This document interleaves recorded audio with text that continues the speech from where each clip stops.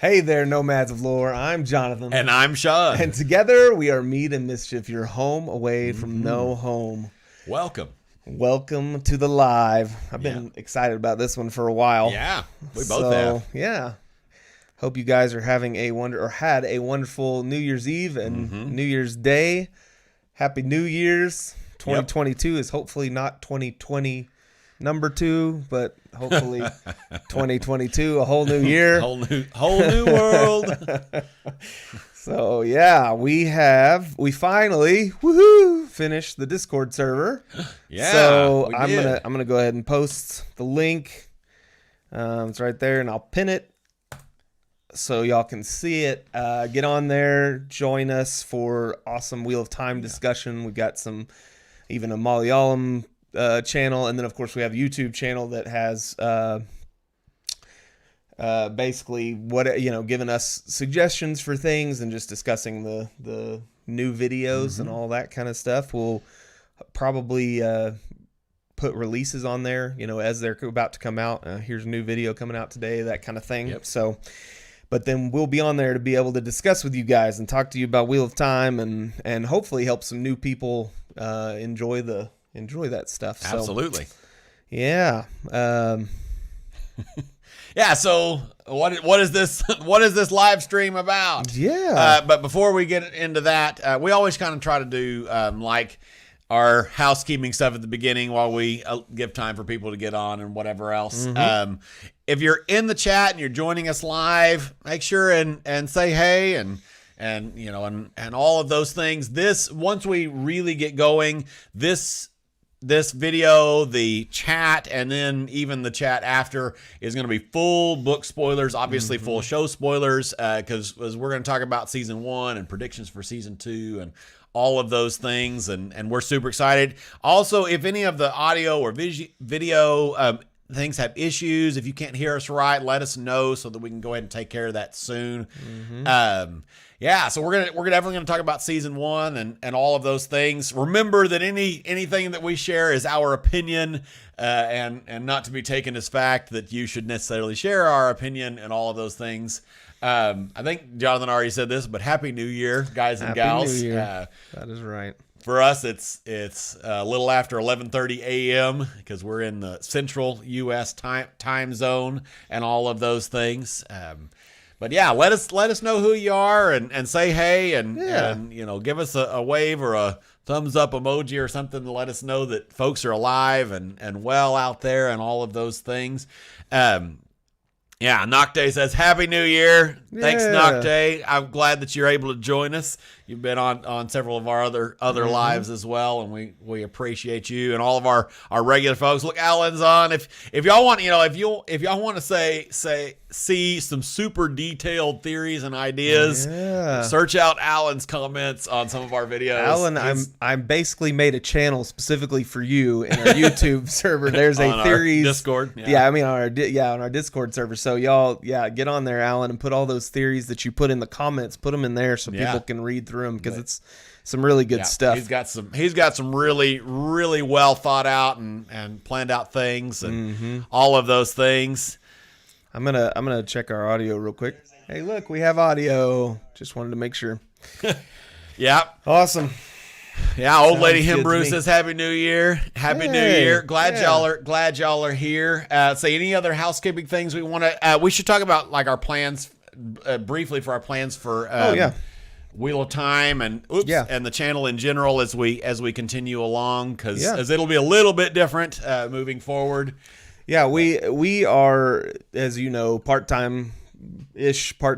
than part-time or YouTubers. Basically, we have full-time jobs, and we do this as fun and trying to build this community, and it's been growing significantly, and we're so excited about that. So we definitely intend to continue putting as much content as we possibly can out. But having said that, we're probably going to drop back a little bit from what we have been doing, because we've been pushing really hard with this Wheel of Time stuff. Yep. So we'll probably be doing between 2 and 3 videos a week, somewhere in there, maybe a few more depending on, if we have the time or whatever, but we're going to try to at least have 2, possibly have 3 or more. And at least one of those, hopefully we're going to try to do one Wheel of Time a week. It may end up being 3 a month or something like that, but hopefully close to that. So you'll have good, consistent Wheel of Time content.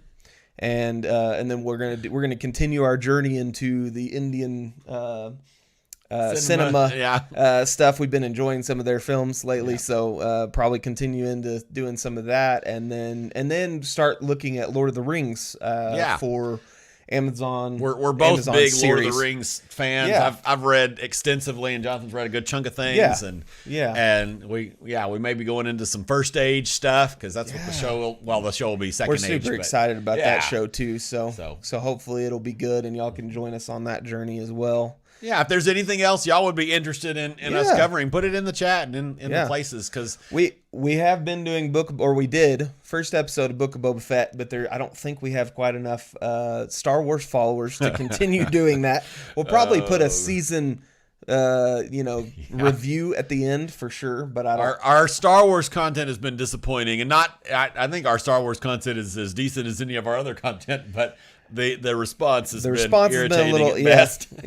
So it's just not, and it's not worth. We'd rather put out content you guys are going to watch, so we'll probably put more time into Wheel of Time and all those other things instead of doing Star Wars. But anyway, if you have some other ideas, definitely let us know. So maybe we want to start diving in. We're going to basically break this into 2 sections. We'll talk about season 1 Wheel of Time, and what we liked, what y'all liked, just kind of generally discuss it, kind of review it, that kind of thing, and then we'll go into season 2 predictions and thoughts and theories and all that kind of stuff. So real quickly, Sandan Glocktus Teeth says, no way y'all are raking in the Amazon checks. Yeah, we are officially monetized. We're not making, well, we've made nothing so far, but we appreciate that and all of that.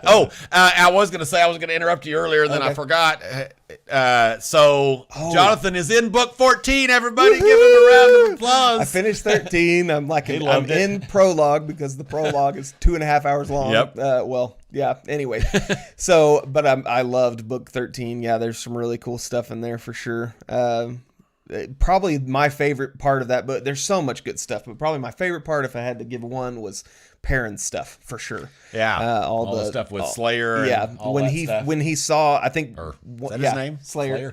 Yeah. When he ran into Egwene in the world, and she's like, "Wait, Perrin, what are you doing here?" And then he like waves away some channeling from Black Sister or whatever was going on. I can't remember exactly. And the Wayne's like, "How did you do that?"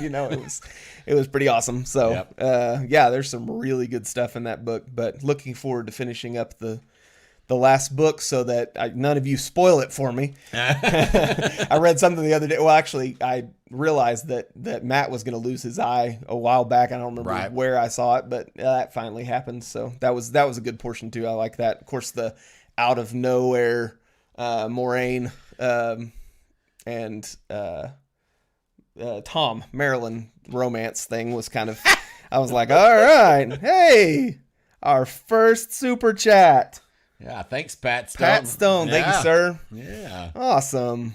Yeah, so as you have noticed, we are finally monetized on YouTube. Yeah. So we have 2 sources of income, Amazon, Bezos, links in their description of our videos, which, and then we've got some YouTube. So hopefully as we increase in this, we'll be able to give y'all more and more content. So thank you guys for your support. So thanks, guys, and let's dive in. We ready? Yeah, I'm ready. So if y'all haven't been following, if you are new to the channel, you should know that in general we like season 1. Yeah, and we still like season 1. We'll put out a more formalized, official, edited review. Season 1 review and recap or whatever. Probably next week, I imagine. But we still are overall liking the season. We enjoyed it while it was coming out, and there's a lot of things we still like about it. Agreed. And it has issues, of course it does, and there are a few little hindsighty things. I still stand by the Dragon Reborn mystery so far has been a little flatter than they probably hoped. But I still love that episode 7. But yeah. So let's before we do get started, we do need to say we've spoiler alert for this video. Yeah, remind us again. Mm-hmm. I think all of you that are on probably know this, but if you don't and you're just tuning in, this is full book spoilers for Wheel of Time. We'll talk about everything all the way through. So definitely, and for the show obviously as well. So let's get started. Yeah, let's get started. Episode 1, Leave Taking. So I'm in the minority on that one, but you go ahead, I think. Well, yeah, you're in the minority of and then I actually like it. You liked it? Yeah, yeah. I think it's pretty good. But no, I enjoyed the episode. I think the biggest deal for that episode, and still to this day, I mean, I haven't done my second watch through. I've watched several of the episodes twice, but not all of them concurrently, which is what I plan on doing before we do our review, hopefully. So yeah, that'd be nice. But anyway, I enjoyed this episode. The biggest deal to me was that they tried to, if they had 20 more minutes for this episode 1. They had the 2 episodes Rafe wanted. It would have helped. Yeah. Anything more. And the other thing that you pointed out early on was the whole Moraine speech that got moved into episode 2 and got kind of diminished significantly. Right. I think that would have been a lot better in episode 1. As an ending. Yeah. The ending of episode 1 is pretty weak in my opinion. Some really strong things that we got, in my opinion, is Podon Fane. I really think he's been a super strong, like especially watching non-book readers react to the creepy man behind the mirror kind of thing, all the different things that goes on with that. And so really loved Podon Fane, really loved I don't even know. There's so much good stuff out of this episode, this first episode. I thought it was really good. I agree with everybody that the pacing is rushed, but I almost like the chaotic feel. It's different than what we got in the book. It was tonally different, and there's a lot of things that are tonally different. As many people have pointed out, including Brando Sando himself. They're doing some things because those of us who've read all the books or even almost all the books. The books kind of go through different phases of genre, right? I mean, they're not all that we get several different things, and they've embraced some of the more horror and thriller elements that we see, especially later in the series, and some of those things earlier on, and some of the political stuff we got, especially in like episode 6 and some of those things, and so there, in this first episode, I actually kind of. I mean, yeah, it was really rushed, and I agree with that still, but I almost like it, and from and different non-book reader people, or honestly, more people like sticking up for non-book readers than the actual non-book readers, which is kind of comical, actually. That gets repeated in our society often. That's what I was about to say. That's like a mirror of our society in some ways. But some of the chaos, some of the not understanding. I mean. If we try to put ourselves back in our original reading through the books, we didn't know what the heck was going on. No. I mean, when I first read the prologue, I told Jonathan, this seems kind of like, and it was partially because of the audio and my background from what I had read and listened to and whatever else before, but. After reading the prologue, I didn't even understand what was all going on there, and I kind of took it as okay, this is starting out as just kind of evil dark one is destroying whatever, and didn't even catch the full implication of the loose there and killing everybody and all that, and whatever else. So and the ending to Eye of the World is of course extremely ambiguous and weird. And so, early on, we don't know what the heck is going on. We don't know what's going on with the magic. I don't feel like I even knew I didn't even really know the word Sidene, at least not well. I may have seen it until way later. I don't know. I don't even know how many books in. But you there's so much that you don't understand. Yeah, you definitely didn't understand the magic system until significantly later. That was probably my biggest deal is I enjoyed it, but I had a hard time, and my wife's the same way. She's only gotten through book 2, and she's the same way. It's like she doesn't understand enough, so it's like hard to slog through all the stuff until you get a firm grasp of what's going on. She really enjoyed the show. So anyway, I definitely agree with you. Yeah. Let's finish out episode 1. Yeah. I thought the ending of episode 1 was really weak, but other than that, I actually really liked it. I liked the shock and the we're having a party and then a thing has happened and and whatever else. Sorry for sucking all the air out of the room, but I liked all of that. And our character introductions I thought were really solid. I like what they did with Matt and Perrin. I like the speeding up of that. The whole fridging a woman thing. Is a trope and whatever. I do still hold to the idea that I like that choice, and I don't know if I've said it on camera. I know I've said it off camera for sure. Like Brandon's idea with that of liking the idea of helping Perrin's arc and doing that and having him kill Master Luhan instead of a wife.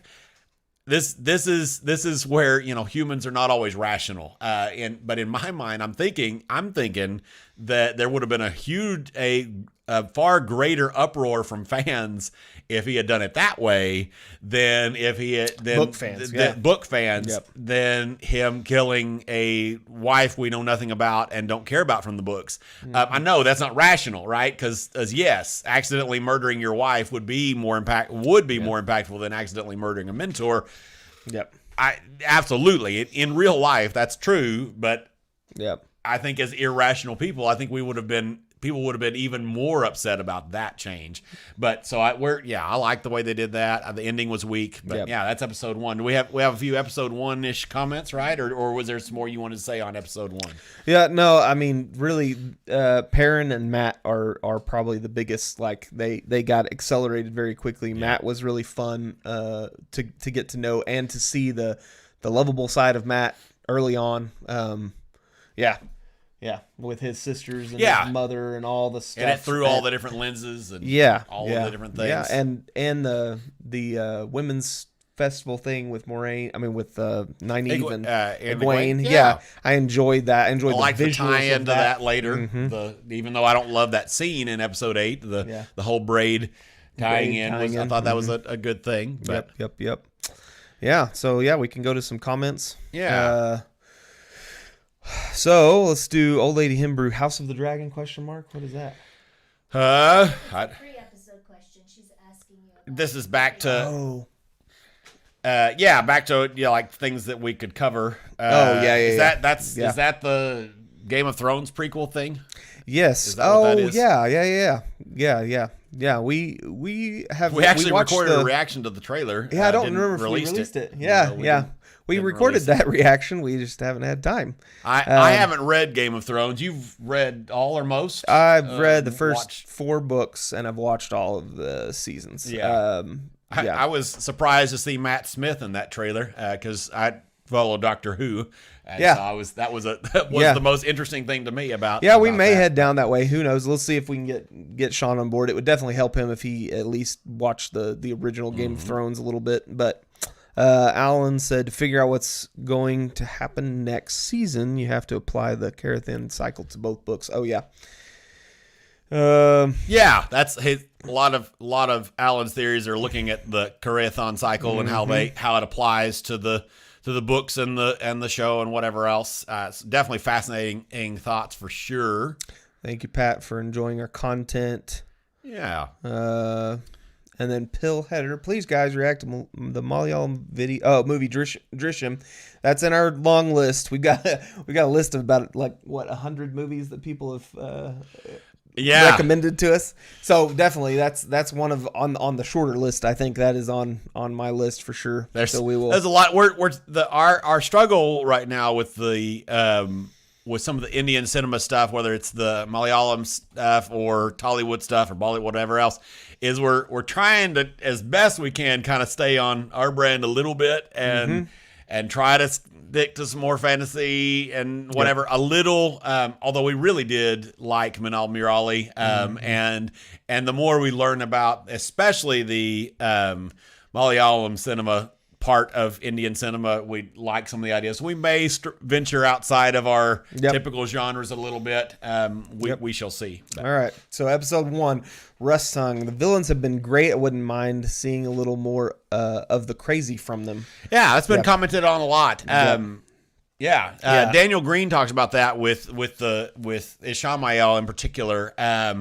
My thought with that is, and we've talked about this before, is that I didn't necessarily read them as crazy as I think some other people have. I'm beginning my first reread, right? I'm through Eye of the World, as far as from my reread. And so I'm not sure. Yeah, I'm not sure if I'm catching quite the same thing. What are your thoughts on some of the crazy? No, I definitely like, especially like later on in the books, Grendel and some of them. I definitely can see the craziness going on. I am enjoying how really we only have Pot on Fane, and we've obviously seen Trollocs and Fades and whatever, but then we didn't see any Drakkar or any of the Shan-Chan beasties. Yeah, but then Ishamael, and Ishamael is very with it in this sequence that we can tell, and so I don't know, but I'm enjoying him. I'm enjoying him a lot. Like, he did a really good job. So I can definitely see what you're saying as far as the maybe talking about, or part of that being like the taint or the absolutely whatever it's being pulled in. I definitely can see that, and the fact that Ishi's probably been around for who knows how many hundreds of years at this point, and this turning and should be a little more crazy than... Well, and it was hard to tell what was going on, and we'll get to the end of the season too here in a bit, but it was hard to tell because I don't think he was actually released from the board in this season in the show. I think he was still trapped, and I think that's what he was needed. He needed Rand to help that. That's my guess on that interpretation. We'll get to the ending soon. Breaking the seal. I think we'll get some more kind of madness creeping in with some of them. They've done a good job with what's his face, your favorite, Logain. And Logain, and we even saw a little hinting of some madness beginning in Rand, so I think we're going to get that for sure. Yeah, Rand's facial expression in that ending scene. Yeah, totally. Go ahead. Alan. Yeah, Alan says the magic system is actually completely different in the first 3 books. It's soft magic, not hard. It is. Again, first reread. It definitely, as far as the way it's presented, is much softer. Like as far as we don't understand what's going on with it, which is one of the biggest differences between hard and soft magic system. We do have a video on hard versus soft magic system. I was going to say check out in the iCard, but this is a live video. There's no iCard. but you're welcome to look at our. It's an old video, so it's kind of crappy. But the on that continuum, it is probably more softly presented as far as not knowing all the rules and all that kind of stuff, and it gets harder and more firmed up as we continue, which is actually a kind of a neat concept. I hadn't really thought about that until you pointed this out. That we do, because I don't, and especially if you take Brandon's laws or whatever, it's there's not a whole lot of problems that are solved using magic early in the books. We see some moments. We see some, Moraine doing some wacko things, but I'm kind of glad we didn't see the Moraine become blowing a giant up and whatever walking else. over the top of the that wall wouldn't and all have that read kind well. of stuff. Yeah. Sandan Glocka's teeth said he agrees. That's it's a point that's not usually observed. Yeah, definitely. I have never thought about it that way. Rustung says, I think killing Luhan would have been just as upsetting. Yep. And for those of us that actually cared about Luhan or care about Luhan, definitely would have had a problem with it for sure. Yeah, I think again, it's not rational. Yeah, but it's not like we're saying you should care more about a mentor than a loved one, but we should care about everybody, love all the people. So Nocte says the backlash would have been on par with a certain Star Wars movie. I'm not sure which one you're referring to, but I'm sure you're correct in whichever one. All of them. It could have except been for the original 3. Yep, pretty much. Yep. So. If you like the Star Wars prequels better than the original, you're wrong. Just saying. Shots fired here. If you like the sequels better than the originals, who hurt you? Definitely something is wrong. Yeah. So Brian, go ahead. Brian Woolley loved the first season. Think it was really strong overall compared to many TV shows' first seasons. I actually totally agree. Yeah. Especially so I have a couple of friends that have never read and watched through. You have a couple of friends? I have a couple of friends. What? Couple. I said a couple.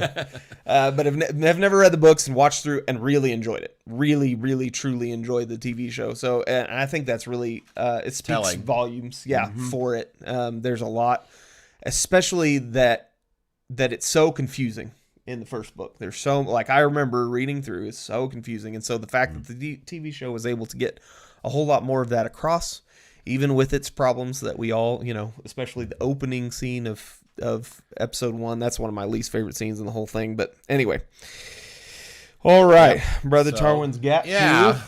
I've really enjoyed the series so far. I would really have liked some Lan and the boys' training and bonding time, but love the cocky swagger of the series fame. Bring on season 2. Absolutely. I'm super excited for season 2. I still say I think season 3 is where it's going to really kick off, but season 2 is going to be awesome. Yeah, I think we're going to get some of the Lan and the boys' training, at least Lan and Rand. I know Rand has RUN in OFT at this point, but yeah, I do think we're going to get some of that, maybe, and again, that may be either late this season or even season 3, but because we're kind of set up. We'll get into this in predictions. But we're kind of set up for Rand being his book 3 arc, essentially, where he's run off. And things are happening and all Russ that. Tongue says Pot on Fane was definitely losing his mind. I agree. I'm ready to see the Pot on Fane that we saw, down in the depths of despair. Well, he's underneath the city in the prison or prison, whatever, where he's writing blood on the wall. My brain just went through several fantasy things. My brain went to Labyrinth. The bog of eternal stench. I don't know why that came there, but there it is.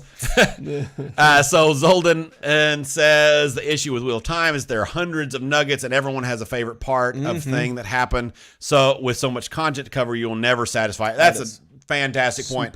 We talked about that before, that what is important to you guys as individually and even Jonathan and I, we care about different things, different amounts and whatever else. So that's extremely good point for sure. Jude Dornish, Perrin didn't have to kill a wife. It could have been just about anyone he was protecting. Easy to establish an acquaintanceship as well as a marriage. The guild would have been less selfish.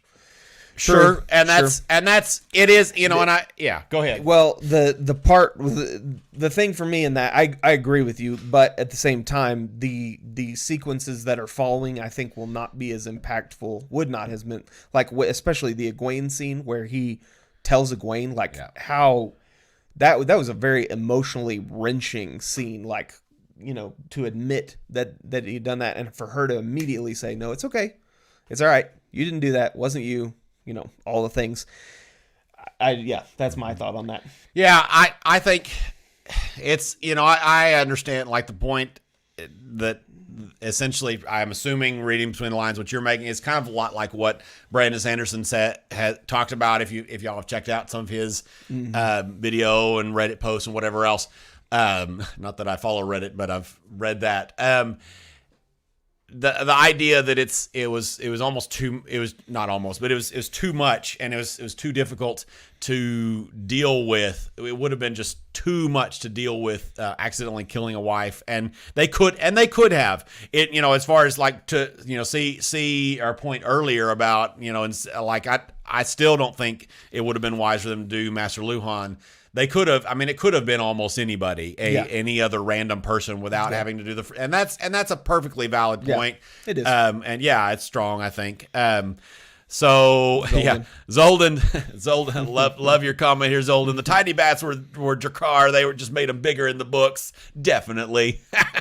And thanks, Sandan Gloctus Teeth, for the super chat. Thank you so much. We appreciate your. The show. We appreciate your feedback and encouragement for sure. Thank you. Let's awesome. See. Ready to go into episode 2. Talk a little bit about shadows waiting. So this is the White Cloak. We get to see the burning at the very beginning, the cold open. We see Shadar Logoth and all that kind of stuff, and all of those things.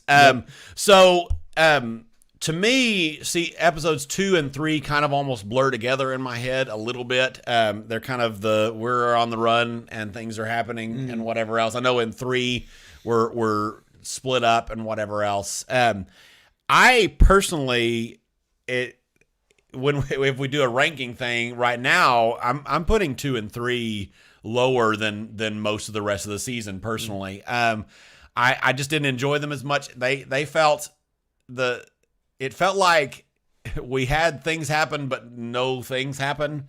The Shadow Logoth was a little bit underwhelming for me in a lot of ways. Yep. I know it was for you as well, but that's more of a book lens, I think. Yeah. Although I will say that the White Cloak cold open was, oh my gosh. It was crazy, and it was I think that was really, really nice. This whole season is so much world building happening right now, and and that's almost entirely what they did in season 1 is world building stuff. And we got several bits of that with, in episode 2, we get Shadow Logoth, so we get introduced to enemy, we get introduced to White Cloaks and other bad guys that, as we have slowly beginning to learn, are not all bad. We even see that a little bit in this episode later with what's his face? I said it wrong in one of our other videos. I don't remember who it is. Bornhold? I think it's Bornhold. Yeah. That was in this episode as well later. Where he tells him to go to Aes Sedai for treatment or whatever. Yeah, what the heck was up with that? So yeah, you have any other thoughts on episode 2? Yeah, I liked the Perrin stuff. I love the Perrin stuff. Love the Perrin stuff throughout the book. So I love that we're getting this weird tease of this stuff, and especially the fact that nobody's understanding at this point. I love that. I wish we would have gotten Perrin's mentor, Elias. Elias. I don't think I think he's still not confirmed casted. Yeah, I'm wondering if we never going to get him. Yeah. But I think that would help at some point, and maybe they'll find another way to do it. But having a mentor of sorts with the wolf stuff for sure, definitely. I mean, probably my favorite sequence, other than the main story arc of Rand in the books, is Shadar Logoth. Honestly, I say that there's so many good things about the books, but one of my favorites is Shadar Logoth. So I was very underwhelmed by that and disappointed. I did enjoy the don't touch anything, and then touching all the things, touch all the stuff. Yeah. Go ahead, Matt. One thing that I'm curious to know what y'all think about. It almost looks like we are kind of, this is a misuse of this word, conflagrating all the, let me get out the sentence, and then you can decide if the vocabulary is right. But it seems like we're kind of conflagrating all of the evils into one thing. Yes. I mean, not the White Cloaks, right? But it seems like, because to me, one of the most interesting things about Shadar Logoth and its backstory and Arid Hall and all of that was all of its backstory. Of essentially, we created this other evil, basically, that is separate from the Dark One, and this evil grew out of an initial good intention, if you will. They wanted to start the Dark One, and it built this evil horribleness out of we're going to ultimately going fight fire with fire, and it becoming just as scary, if not more scary in some ways, than the Dark One and all of that together. And so that was very fascinating. So it seems like right now in the show we're losing that. And I don't know. I mean, we're world building or early on. They're not trying. There have been definitely several instances in the show where they've removed something or tweaked something slightly, or just not told the audience about something yet, because helping not introduce too many things to keep things from exactly. Use point. Exactly. Which is done in the books. Exactly. And so we still may get some of that, but it feels like we're not getting. I don't think Shadar Logoth really is going to be as scary. Like is it Mashadar? Is that the Well, and Mordith and all that stuff. And possessing Fane and whatever else. Yeah, I don't think we're going to get that as separate things. I think it's going to be just the evil, and which is weird because they did make a point for basically nobody to enter in, like none of the Trollocs to enter. Yeah, they stopped well outside. We still may, and so we might. Even more so even than the books because the Fades are able to kind of whip them in there in the book, but not so much in there. Yeah, which I did think that was a wise choice as far as time and having. Like not having the Trollocs enter and having to deal with all of that and time and money and all of costuming, et cetera, et cetera. Yeah. The way they did that there, I thought was good. I agree. I also like in hindsight the Rand kind of exploding at Moraine and everybody else. It's in hindsight looking back and knowing that some of the reveal with Tam and all that stuff happened. And some of these indications that he was dealing with that from an early phase. We can kind of talk about episode 3, I think, before we go to comments as well. But the best part of episode, I hadn't even thought about that. Rand knew what was going. I mean, obviously, I knew it in the books, but in the show that they showed that he knew that, so he was dealing with stuff, and there was stressors outside of just getting ripped away from house and home. Kind of thing. So episode 3. Best thing by far, and this makes the episode worth it for me, is the Dana stuff. That is really what a perfect introduction to Dark Friends in the show. That was so good, and that makes that brings the episode up a few pegs for me, and probably puts it even though Shatter Logoth, it probably puts it ahead of episode 2 for me. I also love the foreshadowing of the Aiel. That was so, and the fact that non book readers caught on to it. It's like, I saw some of them that episode being like, Rand's redheaded, whatever. Oh, really? Yeah. Wow. And so the fact that they caught on to that, who knows what an Aiel is and who knows what, all the things at that point. But the fact that indicative. That was, it was really good. That was good. The Nynaeve escape stuff. As kick butt as I'm all the way team Nynaeve in the show. She's not my favorite in the books. I like Nynaeve. In fact, I never was at a point where, I know a lot of people go through a phase in the book, especially early on, where they kind of hate Nynaeve. I never was in that camp. I found her to be annoying at times, but show Nynaeve is awesome. But anyway, that stuff, I didn't like that ultimately as much. It was cooler and it was more kick butt, but how it works out in the books, we get more of her mental tenacity and her stubbornness and being able, her defying the council, and the men and women of the town, and being like, okay, you people are going to take way too long to figure out what to do. I'm leaving. Goodbye. I'm going to go save these people. Forget y'all. And I thought, that, and we've gotten that side of her character through other places in the show. So I'm more okay with the way that changed now than I was then. I didn't hate it then, but anyway, but it was fine. It's whatever. We got our introduction to Tom, obviously, in this episode. Yep. Which was really good. Really good. Yeah.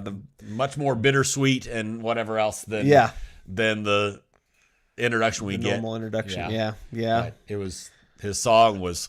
What do y'all do? Are they gonna ship Tom and Moraine? What would that be? Toraine? Is that going to happen later? Is that going to happen? I don't know. I don't know. I don't care as much about that one. I just hope we get Swan and Gareth Bloody Bryn. I love that relationship. Yeah, that is a good one. Great. But we got introduced to the Tinkers as well on that episode. That I enjoy. I think looking back, I enjoyed them a little bit more than I did initially going through there. The fact that Perrin really latched on to the way of the leaf. Yes. We saw that more. I liked that a lot. It makes sense with our fridging situation. And then how it played out in the end when he's with Loyal. He's like, I want to do something. The way of the leaf is dumb. I got to help, somewhat. And so I kind of like that arc a lot. That's episode 4, but I didn't like how they locked arms and Perrin and Egwene ran off instead thing. of just instead of surrendering themselves, because I feel like that's what they would have done. Right. But yeah. Anyway, we want to jump into episode 2 and 3 comments. Yeah, let's do some comments. So Zoldan says they did an excellent job to make you hate the White Cloaks right from the word go with their idealism of how things should be. Agreed. Yeah, they did. They got the hate, and I which makes me really excited for I thought Galad was an irritating character at the beginning, but by the end of the books, I really like him and I like his arc. And so I hope we keep that and get to see that not all the White Cloaks are, because right now, show only people are like, White Cloaks evil, burn the cross, except, that would be their thing, whatever else. Yeah. But, and so, I think it's really great. Sister Sadai said those White Cloak costumes are amazing. Agreed. There's been a lot of people that didn't like them. The white and gold is beautiful. Yeah. As far as I agree. Well, I don't know how many people have watched the behind the scenes stuff on that. Even some of the people that are not liking the White Cloaks costumes, but I love some of the explanation for why they went with the look of the White Cloaks and kind of having them be, because in the books they're basically knights in shining armor, right? I mean, that's essentially what they are, and they wanted to not just do that in the show, and so but keeping that gleaming armor bit along with the white, wearing white in the middle of the woods and and whatever else, and just the arrogance and pomposity. That's definitely not a word, but it'll work. Pomposity. Yeah. Alan Animus says, we actually know more about the characters in the world at the end of season 1 than we do at the end of book 1. True facts. That is so true. Absolutely. Right. Yeah. Tracy says, I think it is less interesting to rank episodes than to rank favorite moments. Example, the White Cloak cold open, Week for Manetheren, etc. Yeah, and that's it's when we're making videos and whatever else, it's trying to decide what things to do, what things to shoot on. I actually agree with you. I think doing favorite moments or least favorite moments or whatever else better than episodes. I think that's more interesting to me. So that may be what we'll do. Yeah, that's a good idea for sure. We had a Mr. Chewie. Show White Cloaks are even darker than on books, which I like. Oh yeah, definitely. We definitely see more of the. Now we don't. If I remember right, we don't see much of the questioner's duties in the books. So they may be even. I mean, this is like speculation, but that like beautiful goblet with his finger blood, just that whole opening sequence and her burning, and you can see the reflection of it. I mean, it was just horrifically awesome. Yeah, as I've said before. My gosh, these guys are scary, and that's like something that they do well in where am I going with this? Visuals. Song of Ice and Fire. Oh, in Game of Thrones, Red Wedding. I don't know they do scariness really well. You get scared of people, but this was like a instantaneous brutality. Yeah, and there's a lot. Anyway, that is something I will say is definitely similar between these. The subtle and overt stuff in that, basically the whole. I mean, it was weird and bizarre, but the whole bird with the things that cut you, but just enough to where you bleed, but not where it hurts, and then doing that, and then the burning the woman at the stake, gleefully, and it was just really, really, really well done. Makes very uncomfortable. So Mr. Chewie says, just kidding. Sandan says, I like episode 3. Loved Tom and Dana's performances. Yep. Awesome stuff. Tom and Dana are really great. I know there's some people that are still not liking Showtime, which that's fine. Yeah. You're welcome to have that opinion, even if you're wrong. No, just kidding. For sure. Mr. Chewie said, was Perrin's misses a dark friend? That is a common theory. Yeah. I want to say I heard that somebody Rafe or somebody saying, no, that's not me. I don't know. I kind of doubt that. We talked about that theory at one point. I think there was just some cutting issues. Personally, I think there was just some cutting issues, and we may see different issues. The way they cut her, they cut the video surrounding that portion, because it made it look like she was like overhead about to chop him kind of thing or whatever. I think that's all that was, but we may be wrong, and they may later on show a flashback or something, and maybe it's possible. Maybe that's where Perrin finally forgives himself, realizes. I mean, that'd be a whole other thing. That would be. I think that would be weak sauce if they did that way. The biggest justification I can see against her being a dark friend is it makes what's his face Padon Fane's involvement. Why is he? Yeah. Why were there two of them? Yeah, it doesn't. I think that would be. Yeah, it's possible. And also, why would she try to kill him at that point? Because she doesn't know who the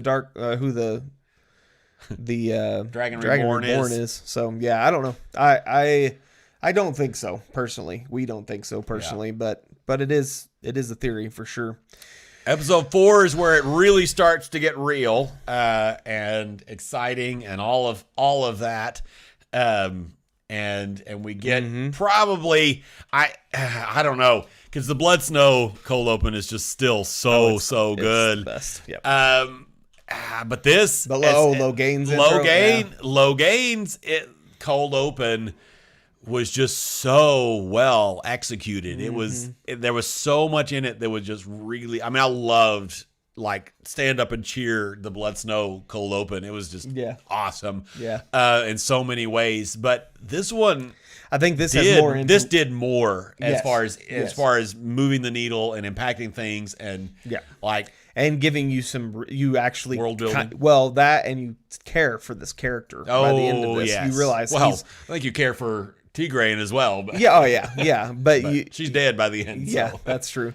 Yeah, but you care for this character a lot more because you realize he's not a bad guy, and then of course anyway. Yeah, I definitely enjoyed that cold open for sure. For sure. The way and also seeing that they're going to address the madness in the male channelers differently. Yeah. For different. We had the intro in the very first one it was like more of another man hallucination of a real man versus these two male and female kind of.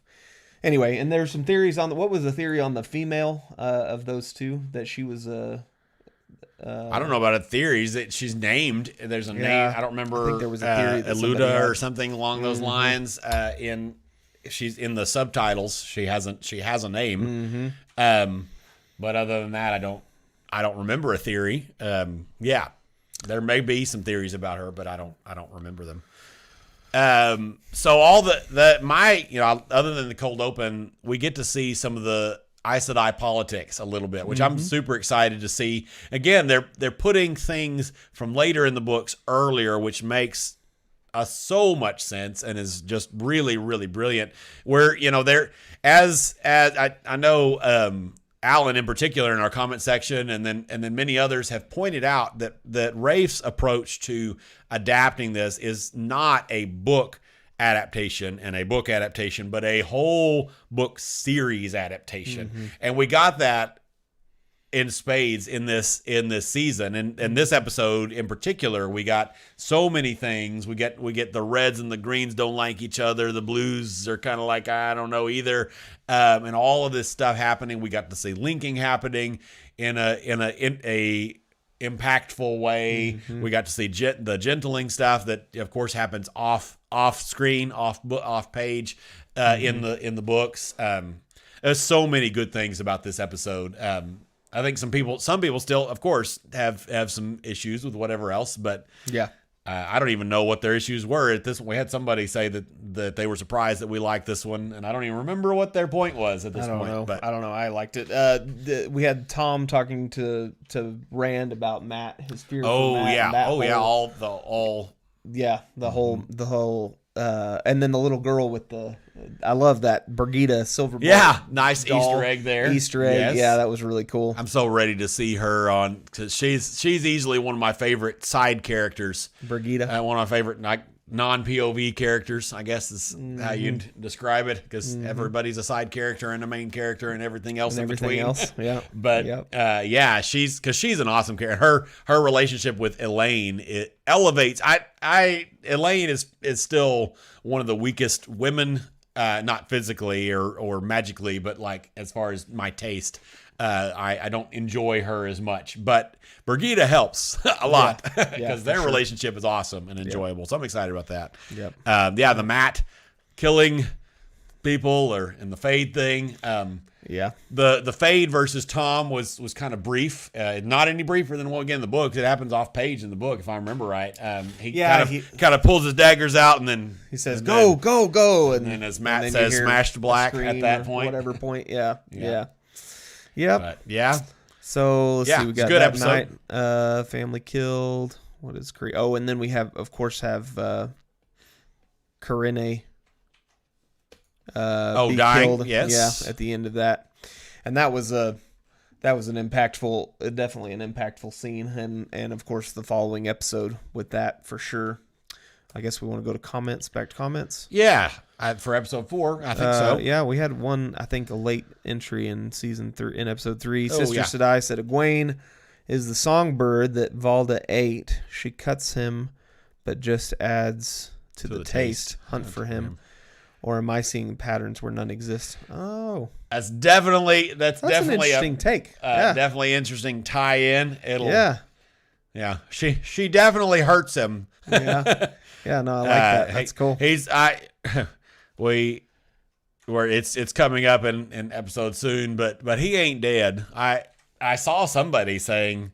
No, I guess I didn't see. I guess I saw Egwene in episode 5 saying, "I killed him." Yeah. No, you didn't, sweetheart. That's you stabbed him in like the shoulder. He's fine. Yep. Yeah. Rustung says some of the choices I feel have been a little awkward, like the girl on the beach. I think Layla had her weapon up, and she like she did. Is just an example of that, making people draw wrong conclusions. Yeah, that's probable. That's a good point. We'll get to the girl on the beach. I think actually Jonathan's thought on the why the girl was really there. I mean, I do think it's meant to get kind of a scary feeling, but the Jonathan's idea that it was just as much for visual scale as anything else. Yeah, to see the size. I think that's a strong. You have no idea how big that wave is unless you have a visual something on there. If you had maybe some little huts or something on the beach, right? They could have done it that way. But seeing that girl there gives that they got fear. Two birds with one stone. Yep. So.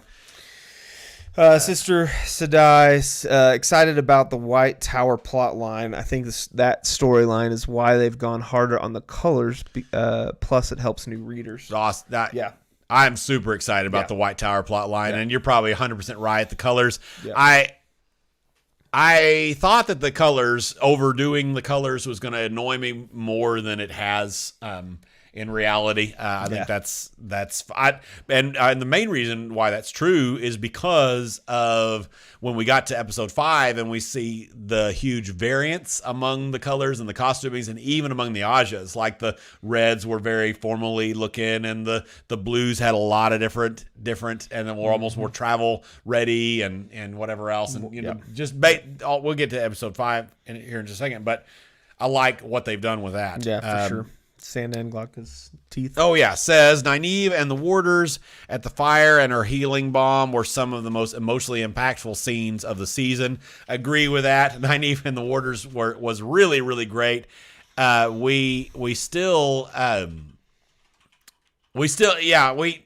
We have come around to admitting that Lan is not quite the same as Book and we're totally here for it.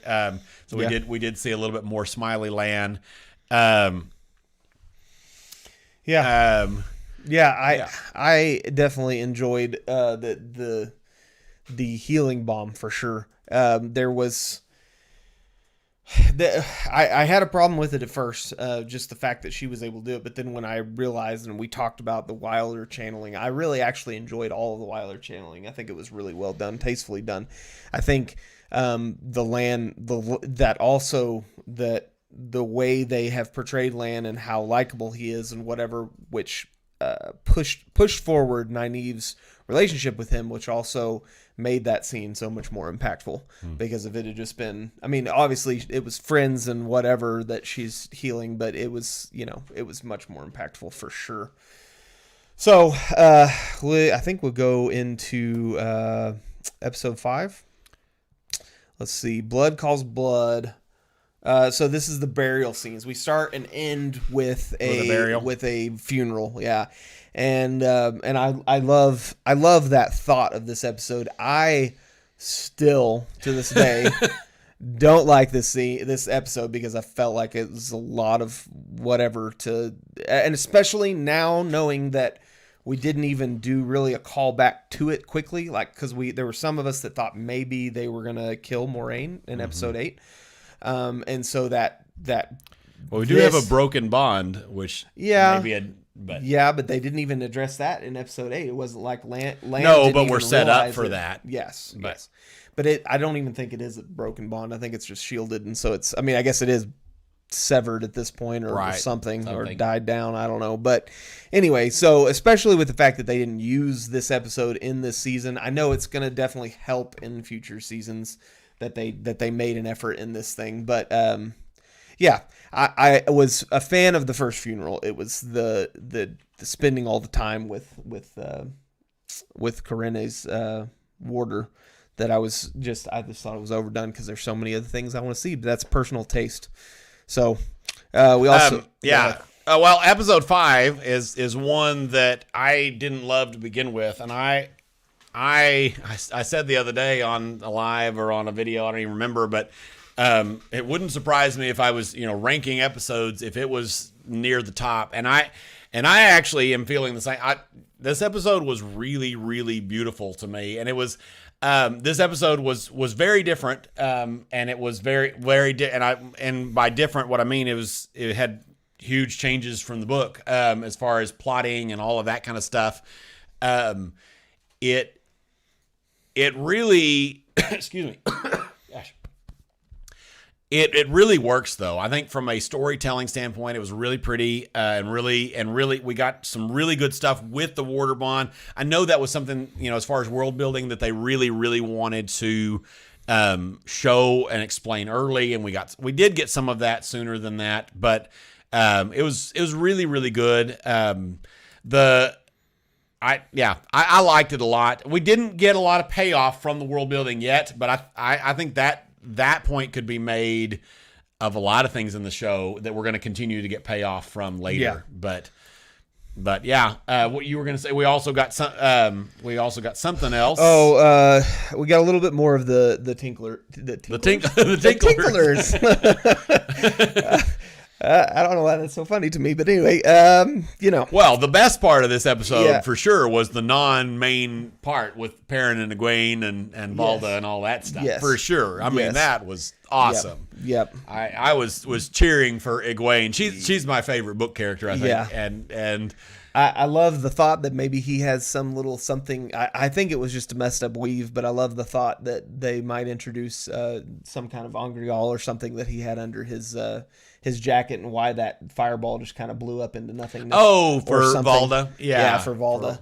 But that whole scene, it was one of the first really impactful scenes for me personally, as far as like what I talked about a little bit ago with Perrin, telling her that he did kill his wife, and then her immediate response of, "It's okay, and no, you didn't, and it's not your fault, and whatever else," and all of that. It was beautiful to me. It was caring and it showed stuff. Again, we were totally right in all the things we were saying at the time, because everybody was like, "Oh, they're doing Perrin and Egwene and trying to make that a romantic thing," and it wasn't, and it totally spoke to that, to me, that she just cared about him. Well, and even in saying that though, it also helped to set up some of those doubt seeds for that high that school the Black drama Wind scene. For fanned into a huge flame, and because as and again, we're going to get to that episode in a minute too, but the Perrin, I'm sure, since accidentally killing his wife, is running through 50,000 different scenarios, and did I do it on purpose? What happened there? Was I actually, because I think even in the books, it's hinted at that there was some childhood crush going on there, which makes sense. Like I said before, it's freaking Egwene. Of course, he had a crush on her. I'm sure everybody did. Yeah. And I mean, she's a beautiful young lady, and she's the mayor's daughter, and etc. I mean. Of course he had a crush on her. She's the cheerleader, the high school. Yeah, exactly. The winner of the homecoming queen. Yeah, so I'm sure that was one of the things that had played out in his head was, was this a thing and whatever else. And so even that with the seed of doubt was okay, but I didn't read that at all in this scene. It was very much friend and very much taking care of each other and all of that. But it was, I like this episode a lot. I feel like I feel like this episode is pretty controversial overall between, even show lovers and show haters and everything in between. Well, show haters hate it because they hate everything and it's all terrible. But, and it's all, reading into a whole bunch of justifications and reasons. Oh my gosh, Rafe is not a real fan and he's just trying to do a thing and all, etc. Whatever else. So they're going to hate. Anyway, the point I was getting before I went on into some weirdness was that I feel like this episode is fairly controversial. You have come back to kind of not liking it. It's one of your less favorites, basically, is what I heard you say essentially. And I can understand that because it was a lot of time spent on this seemingly small thing. It should be mentioned, and I really, really like Lan's duty as taking on the chief mourner role, and his deciding to interpret that not as full-on wailing tears, but as a more primal scream. Mm-hmm. I think that was bloody brilliant. I'm really loving, I think Robert Jordan would love it as well. I'm loving Rafe's take on Robert Jordan's love for culture. I mean, there's so much stuff that he's put in almost every single episode where it's like, I'm going to pull from this random culture and we're going to add this into these characters or this sect of people or whatever. And so I'm totally loving that. What did you feel about, I guess I can give my take on Loyal gets introduced this episode. And of course it's a short little intro, but we can like it is in the books. But we can kind of talk about all Loyal here. As far as Loyal is concerned the whole show, I do enjoy him, and I still don't. I'm team Loyal still alive, whatever that is. Hashtag. Yep. Hashtag Loyal lives. Loyal lives. There you go. Brother Book is alive. So I like him a lot. I think they nailed him at the beginning, and then every time we saw him after that, he spoke really fast, which I was like, okay. I know they're trying to speed up their show and they don't want to sit around for a minute while Mr. Ent talks for a little bit. But anyway, I don't feel like his changes are that I have loved his changes as much as I've loved Lan's changes, in my personal opinion. At this point, I still love him as a character, and I still don't want to see him die because he's one of the few human characters that we have, only non-human character that we have at this point, and so definitely want to see him survive. What are your thoughts on? So I was like I said, and I knew that this was going to be true when I first saw Loyal, and I should have known it even before I saw him. That it was going to take me some time to get used to Loyal, just because it's a new thing, and it takes me a little time to kind of process and kind of watch that. I feel like the look and feel of Loyal is really solid. I've even come around to I don't even care about the wacko hair and all of that stuff. Excuse me, but his look is good. I saw Daniel Green's one of his videos. He's really hateful of that's terrible. He's not really hateful of anything, but he probably is, but. He really doesn't like the costuming for Loyal, which I was surprised by because I think the costuming is great. I don't know him or anybody else is thinking not the makeup, but the costuming. Yeah, not the makeup, not the look, not the whatever else, but the specifically the costume. I thought it was really good. I don't know what the problem with that is. I thought it was really good. I thought it was good from the beginning. I think the look I've come around to. I'm not worried about. He still ultimately, I don't think about it anymore really, as I've continued to watch. But his size, he should have been bigger. I think that was more of a budgetary thing. They didn't want to do CG or probably put him on stilts essentially and whatever else. I mean, he's a pretty big guy anyway. But that's. I think Loyal's pretty good. His characterization is good. I still, like I said recently in a video, I am missing the more essentially softer side of Loyal, the insecure.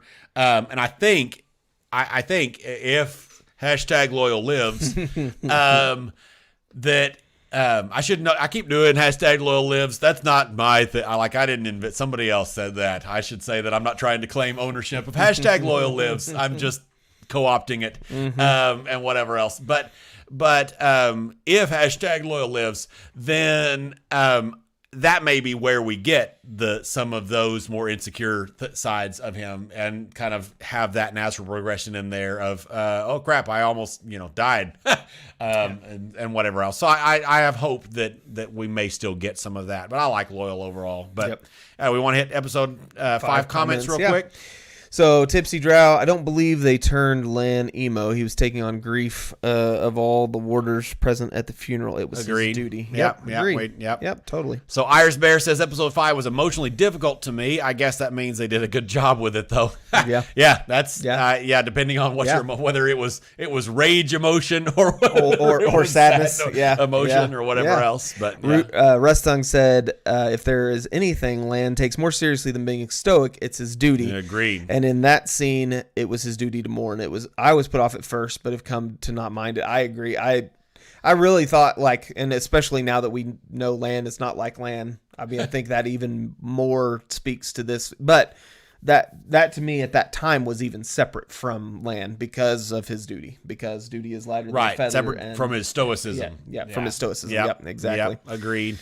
So Mr. Chewie says, I thought the unspoken moments between Lan and Moraine in episode 5 were really impactful and beautifully acted. Agreed. And we have seen in episode 5, and that is important, I think, because especially as we continue on, again, we haven't really gone much full book spoilery yet, but again, this is full book spoilers. As when Moraine, has her arch scene, and whatever, and all of that, I think continuing to build that their relationship is important and impactful, and kind of continuing to flesh that out is super important. And this episode was really old. I mean, I know we did it through Stepan and Karine, right? Mm-hmm. But ultimately, it was really more about Lan and Moraine and that stuff. And also, another thing we didn't mention is that we also see really, really good Lan and Nynaeve relationship building things for their relationship, which is important for some episode 8 stuff and whatever else. Episode 7 and 8, I guess. Sanda and Glocka's teeth. Loyal finding Nynaeve was hilarious. That's true. Agreed. Yeah, it was good. And him yammering away in the background as they continued. Yep. So Critchard, possibly, says Perrin and Egwene is a friend zone situation. Agreed so far. Perrin's far too protective of Egwene from his wife's POV. That's why she skips Egwene's ceremony and party. The wisdom disapproves of any jealousy in circle. That's definitely a reasonable interpretation for sure. Perrin being protective of Egwene, that's pretty book accurate too. That's in the books, that's a funny thing where Egwene, they're trying to figure out, we see inside their head, who is in charge right now, like when they're meeting Egwene and her kind of essentially almost forcing Perrin through her stepping back, him to kind of take charge a little bit and whatever. That's I don't know. Yeah. So episode 6. Yep. Flame of Tarvalon. Episode 6. Tarvalon. Tarvalon is our show pronunciation, right? This episode was a little bit on the disappointing end for me because it didn't do some of the things I hoped. I still really like it. There was a lot of really good stuff. We got way more our politics. My favorite thing of episode 6 for sure is all Moraine. Seeing her be Moraine, seeing her have her spies out in the place, and seeing her having plans within plans and all of that stuff. Of course, we got Soiraine, which I know a lot of people are really excited about and whatever else. And let's see what else happens. We get some weird magic stuff, maybe with the oath rod and stuff. That's possibly questionable, possibly not. With certainly added to debate, which, in my opinion, strengthens perfect. It's good. The Game of Houses. What is the Game of Houses? What's the name? Deus de Mar. Yeah, Deus de Mar stuff. What else happens in that episode? And I'm trying to think. The big thing, Matt and the dagger. Him being healed, not fully, obviously, because I loved that he wasn't fully healed. Thank God. We thought for a little bit, but she didn't know, which is really cool. I love that Moraine was not aware. That's the she was epitome just of narrator. What is the word? In I don't know. Something narrator. Yeah. Whatever we're trying to say. Anyway. Sure the not knowing narrator. There you go. Not really. Knowing, that's not knowing narrator. The not knowing narrator. Yeah. No, I enjoyed the Matt sequence a lot. I thought that he was not. Because of how short of a time it was better than the books, in my opinion, with the whole, because Matt gets there's the annoying Matt for a long time. Yeah. When he's on the road with some Rand. of y'all clearly have very strong feelings. Exactly. And so the fact that was shortened and condensed and everything was really good. It's sad that we had to see Barney Harris leave. Yeah, because he was doing a phenomenal job. Donald Finn has got big shoes to fill. That is for sure. Donald, I don't know. That is for sure. Is probably not remotely Irish or Scottish or whatever the heck accent I'm apparently doing, but for sure. Yeah, So I think to me that's one of the weakest things about this episode is that other than Moraine and Matt and whatever else, there wasn't a lot that happened. We got some more White Tower politics, and I really liked that. We also got foreshadowing with the Migan stuff, which was really cool. But there was not a lot and by not a lot that happened, there wasn't a lot that moved the plot forward. Mm-hmm. We got a lot of setup stuff. It reminds me a little bit in some ways of like books 7, 8, 9, whatever else, where it's a lot of setup stuff and Bowl of the freaking Winds. Exactly. And and that and a lot of other things where there was a lot of setup. A ton of stuff that is set up and without payoff. And I think we're going to get payoff for stuff from episode 6, but there wasn't a lot of payoff stuff we got in there. And so I liked the episode. I freaking loved the Moraine stuff.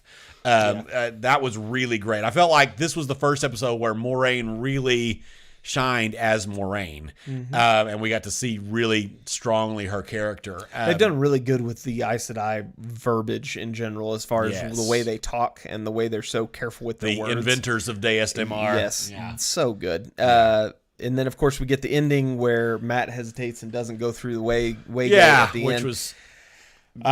because reasons, right? And I totally understand why they did that, and it sets up some interesting things for what they're going to do with him, for sure. Potentially, him. And I think it totally can work, even though I wish that Barney Harris was able to still be in it.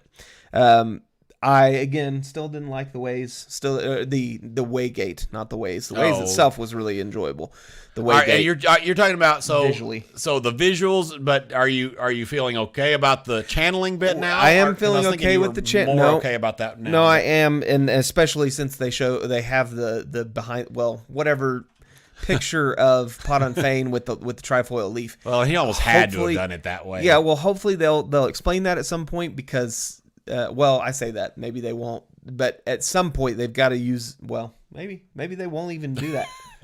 I never thought about that, but at least it's kind of saw canon. The processing here first. Yeah, that was me processing a lot. We still don't know what he's thinking, but that's all right. Nope. But no, the fact that the ways can be opened with more than just the almost power probably. is almost great. Probably definitely. Yeah. Yeah. Yep. Yeah. So I don't love the look of them either. I think it was one of the weaker plots. Yeah, the Waygate. Yeah. All right. Yeah. So let's jump into. So there's a couple episode 6 comments. The girls meeting Swan. Yeah, that was really good. I liked that a lot. Yep. It wasn't as comical as the book version, but this version had a was little bit. It did. Yes, it did. comedy. Yeah. I loved seeing seeing Swan putting with the finger, very, very teacher, Listen to me. Listen to me now. Yeah. And them do it. Even Nynaeve of shut up at that point. And we've already seen that she's not very good at shutting up. Mm-hmm. We are no one's but our own.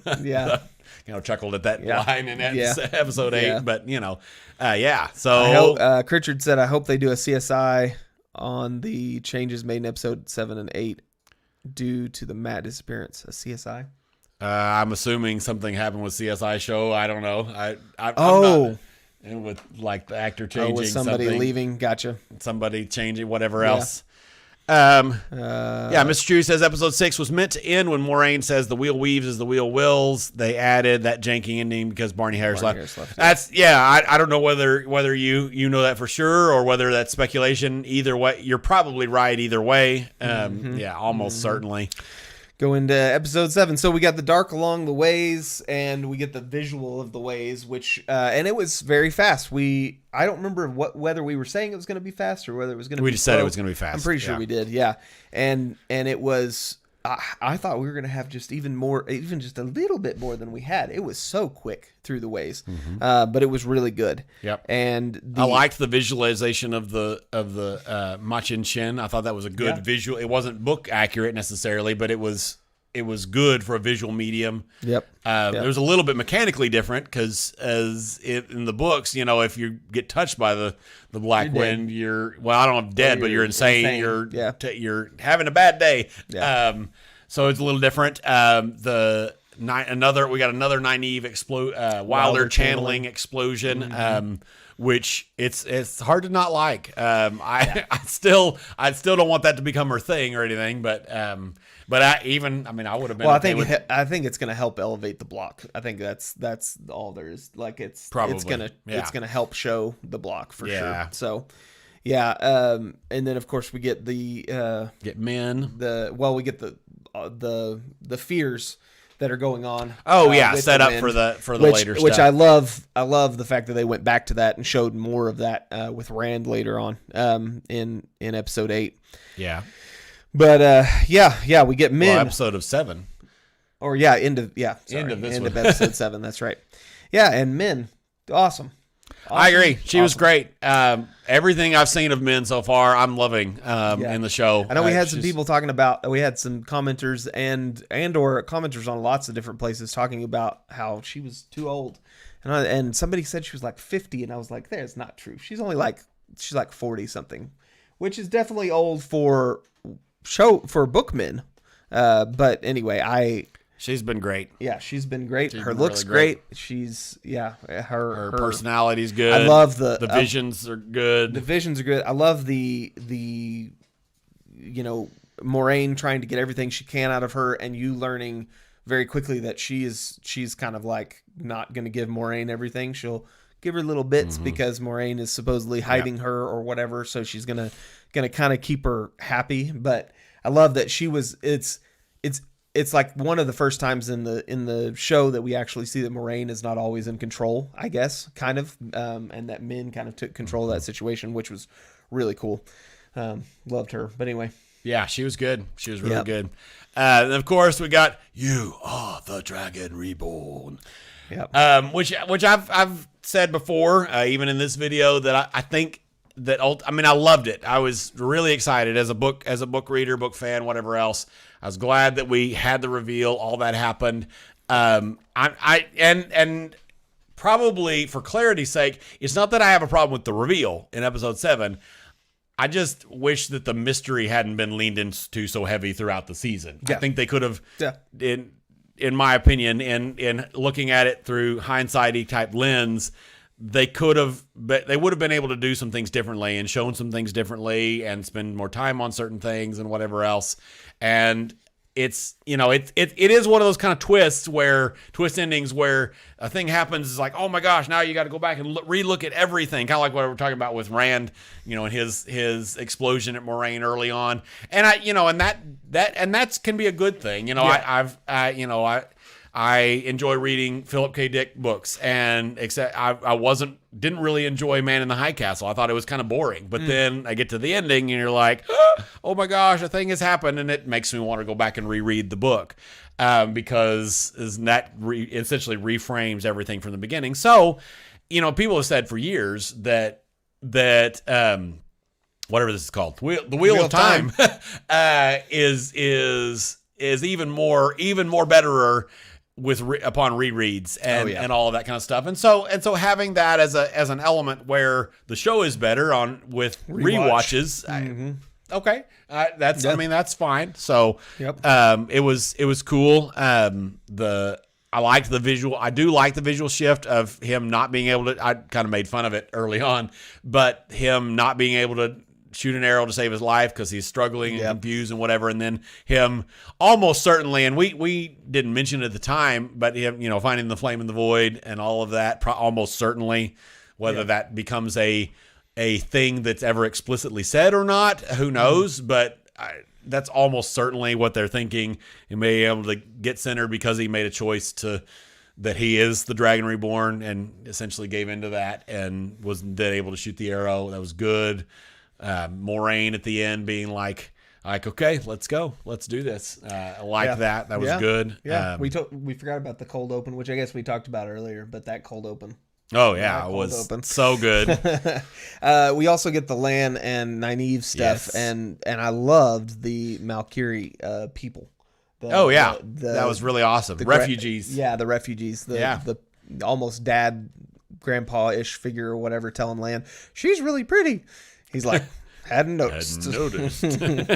Yes. Yeah. Loved that sequence and the flashback. Yeah. It was really a great episode. It was. I've kind of gone up and down on my feelings about it a little bit, but at this moment, as I'm sitting in this chair, I really like the episode. It's got a lot going for it, and honestly, I think I just kind of talked myself out of not liking the mystery a little bit, but there's a lot I like about that episode. Yeah, hit some comments real quickly. Yeah. So we got Sandan Glotka's Teeth. The cold open was the best 4 minutes of television this year with no dialogue. I think that's probably a safe statement. Yeah, for sure. Yeah, it's absolutely. So good. Rustung says, I suspect they plan to have the Leaf open the ways, but with Barney leaving, they needed a reason. They couldn't just open the portal again. Yeah. Oh, well, except wouldn't she have been able to channel it open again? I don't know. Yeah. Yeah, she was. That is kind of a plot hole there, for sure. A little bit.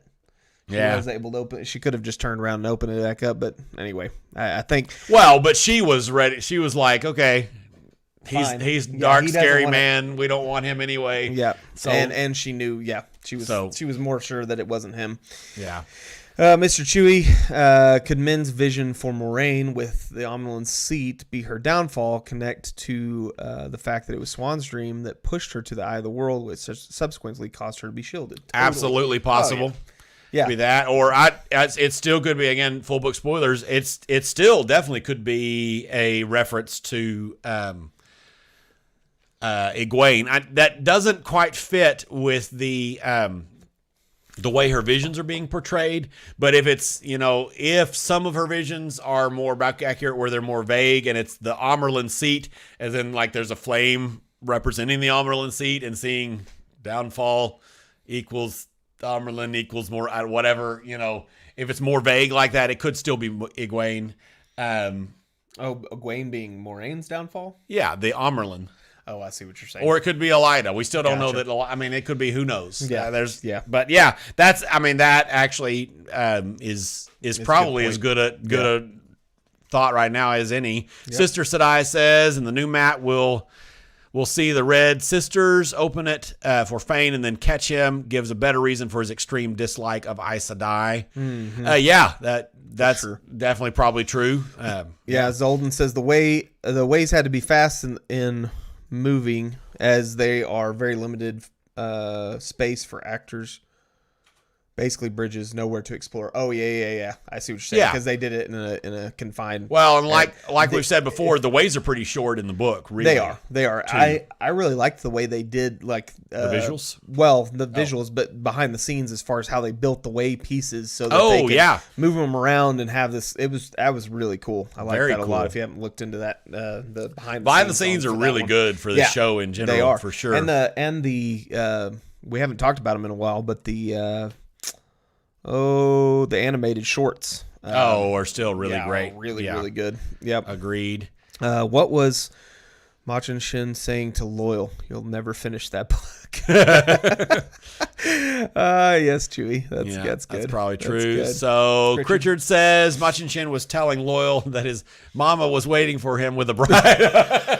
Absolutely. That is totally what it was telling him. Yes. Oh, yeah. Oh, I hope we get some of that. That's why I want. Yeah. Anyway, I hope we get some of that for sure. Zolden says, Mischief, thoughts on if Moraine was stilled or shielded in episode 8. I'm 100% shielded, tied off with an inverted by the Forsaken as good as stilled to her, as they haven't faced Forsaken powers. I completely agree with you. I think that's what it is. I think it's a shield tied off, and she just doesn't know. And I think that will set us up for a lot of things with being able to find out how to untie shields and how to untie like tied off. Weaves. Yeah. There you go. Couldn't think of the word. I think it sets us up for a lot of stuff. Plus, gives us really good basis for building on what Nynaeve or Egwene, one of the two of them, learns, because we know Egwene gets very advanced and Nynaeve gets very advanced in her knowledge of the. So anyway, I think that she was stilled. Okay. And I also still hold to the fact that it ultimately, mechanically, as far as the next season or two, it doesn't matter. Yeah. But I think she was stilled, and here's my thought, and this is what I was thinking as we were making our Take 2 review. Go watch that video if you haven't. It's a long one, but I think it's a decent video for us. It is a very good video. But that last thing when he does his little star power and then pulls, she's going with power, with something coming out, not in. There's no visual, like you pointed out. Oh. There's no visual, but it certainly looks to me like there's something coming out, not in. And I think we just didn't visualize her. And it, again, I don't know. And it could, I think both are very likely, but I think she was stilled. That's my guess. And I think we will find out. I think we'll figure out which one. So we'll get an argument settling. That also does the same thing for Nynaeve and Egwene, if they are the ones to eventually figure out how to fix it. Yeah. So it's great either way. I think it's weaker because of the visualization, and not because of the visualization for us book readers, but because of the visualization for us, for the non-book readers, because I think it's confusing as hell. Well, and that's and now if they go back and show that sequence and show something coming out of her, that's exactly what I was going to say. Then they've already shown they can do that. They can do that. Yeah, I agree, but I don't like it. But that's just me. So.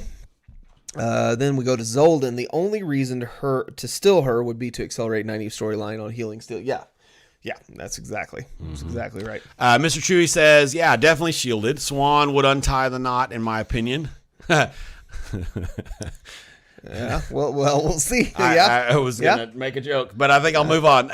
Sister Sedai. Oh, sorry. Go ahead. No, Sister Sedai didn't say her downfall or undoing. That's a good question. I'd have to look. I can't remember. Yep. I think she said downfall, but you may. I don't know. Right. I don't know. That's interesting, because if it's undoing, then we know. Yeah, that she's undone. she's going to undo the weave.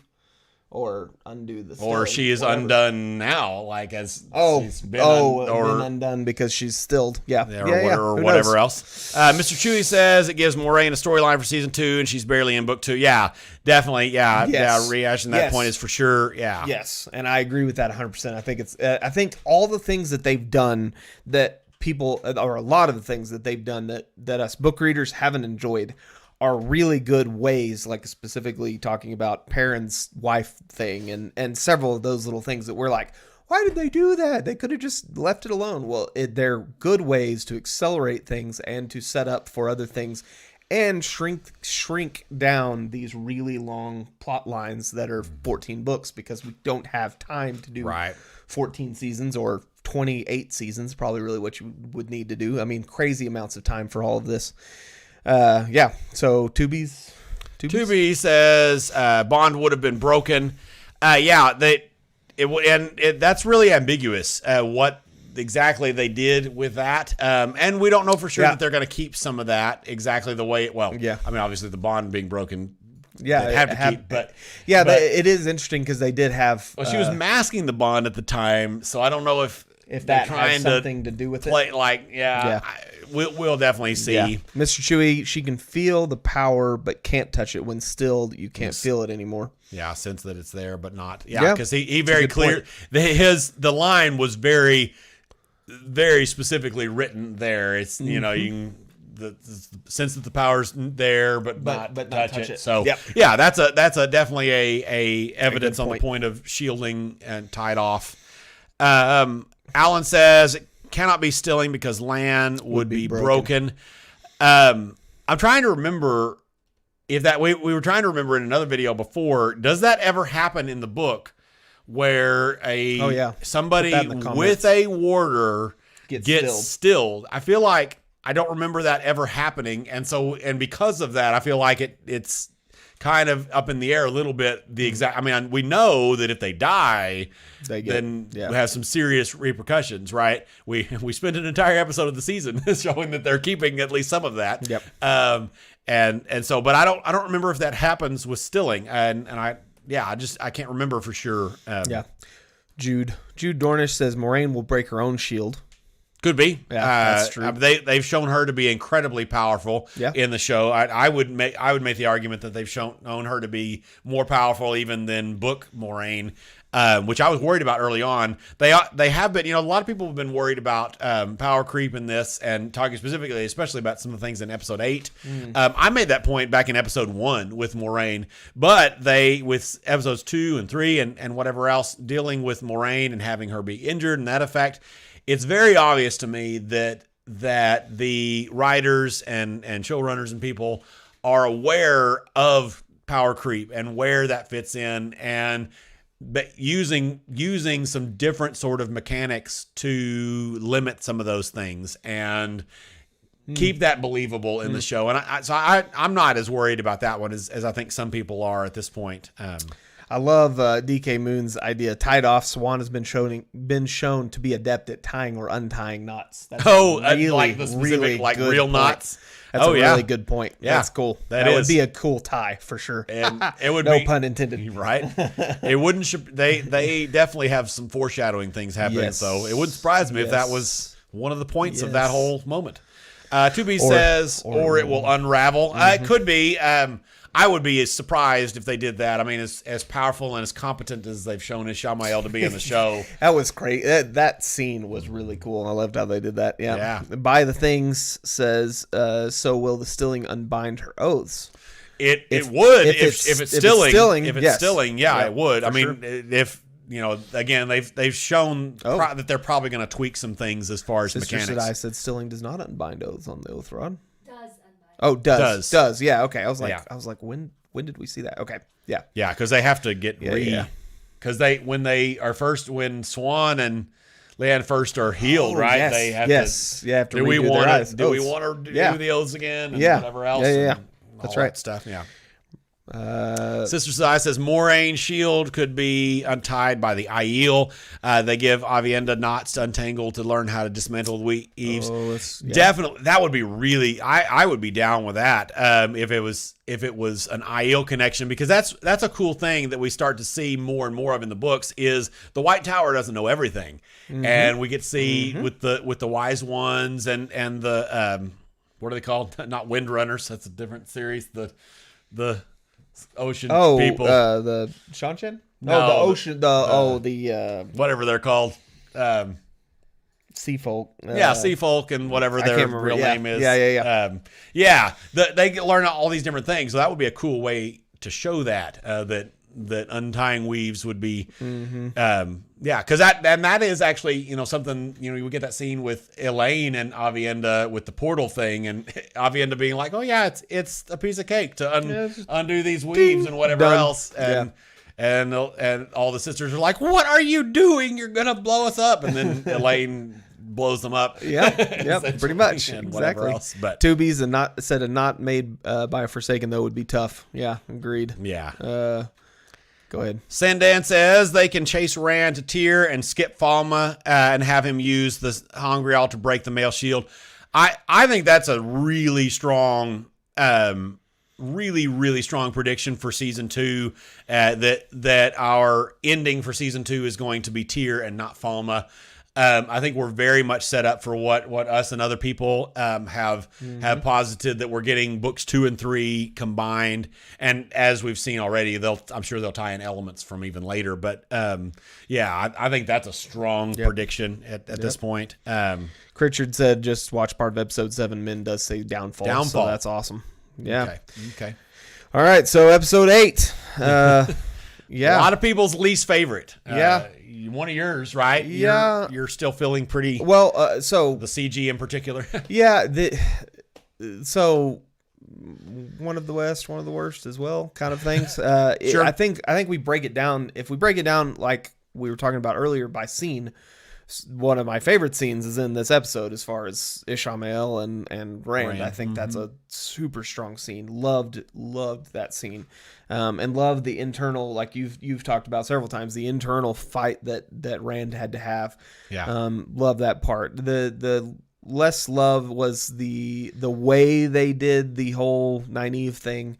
And we've talked about all that in our deal, but the way they did Nynaeve, being able to channel with the what was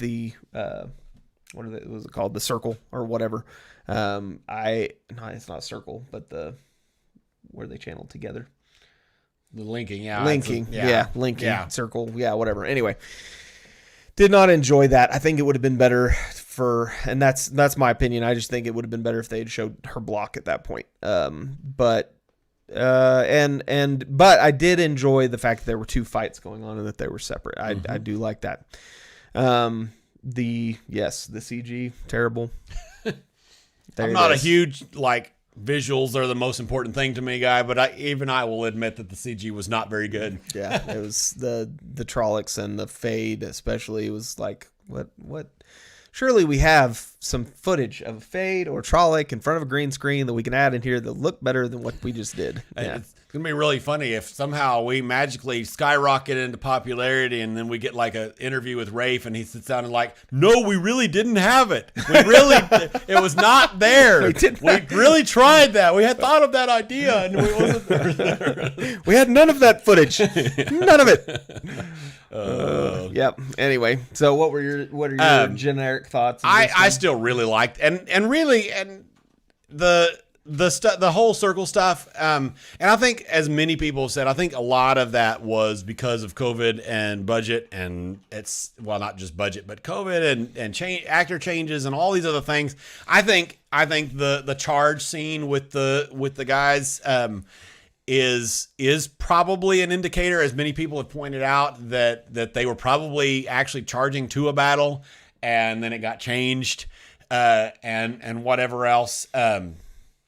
And they basically didn't have the people, the extras, the people, the Trollocs, the whatever else. And you notice, as I pointed out before, that the Trollocs, the CG Trollocs that are so offensive to so many people, they're on screen that long. Yeah, twice. And it's almost the exact same shot too. Mm-hmm. And so I think some of that was they were like, okay, we know this is not going to be good. So instead of having a big battle with Trollocs that is not what we want, we're going to do this, because the scene with the Trollocs charging at the lightning because they were all dying and whatever else, in my opinion, the CG was pretty good on that. Yeah. It was, whatever else. And even you, I think, liked that scene. I think you said. Yeah, I love the Thor calling down thunder. Exactly. Yeah. Loved it.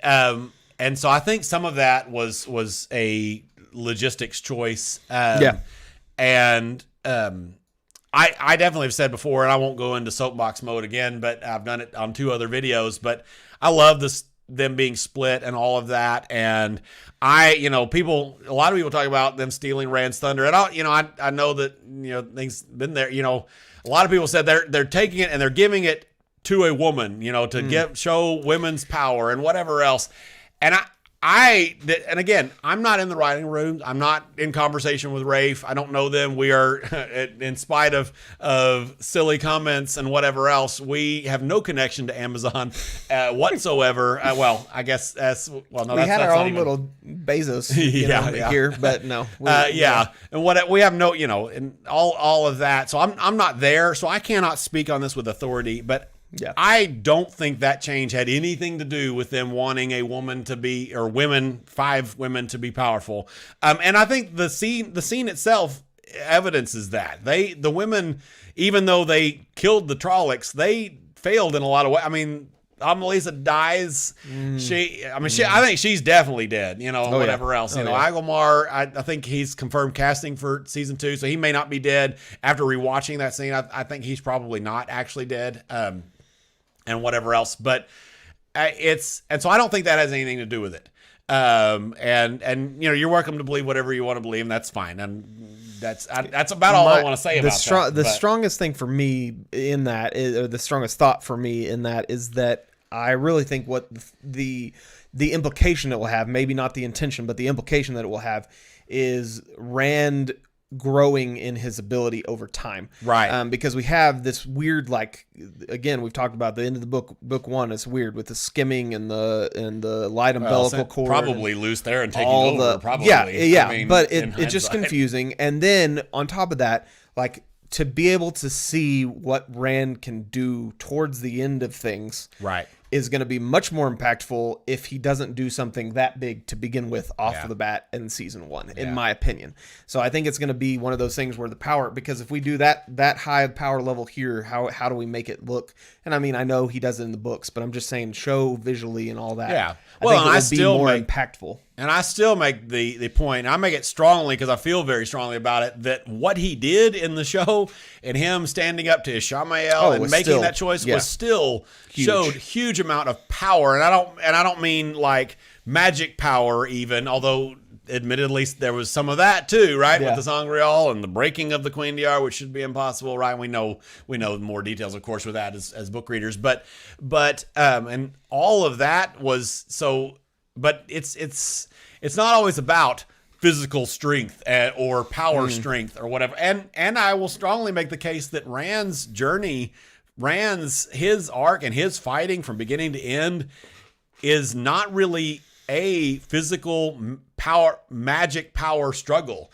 It's, in fact, that's what Luce Theron is trying to manipulate him to do, and whatever, essentially. And his, when he takes over and using death gates and all that kind of stuff, and he does some awesome things, but most of the time when he does awesome, crazy things, it's either presented in a bad light or it's because of madness or whatever else. And his real struggle from beginning to end is internal and mental and whatever else. And so I still am a big apologist for that scene and the way they did it. I like it a lot and think it was extremely powerful. And this stuff with Ishamael is probably it. I think it probably is my favorite stuff from this whole season. Now, the stuff and the way, and again, I think a lot of it was logistics, but the other stuff, the battle and whatever else, and the Trollocs and the circle and all that stuff, I think that's probably some of the weakest of the season 1. Yeah. And so that's kind of where I'm thinking with that episode. Yeah.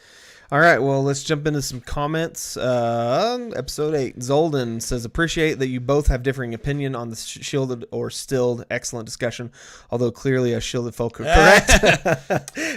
Hashtag that's right. Stilled. No. All right. And Joshua says, I really don't think episode 8 was that bad, especially considering all the issues they had. Better ending than the book. Just could have done more with Perrin and Loyal, in my opinion. Yeah. Agreed. I do like what we got with Perrin and Loyal, even though I suspect those who have pointed out that it was probably supposed to be Matt and Podon Fane.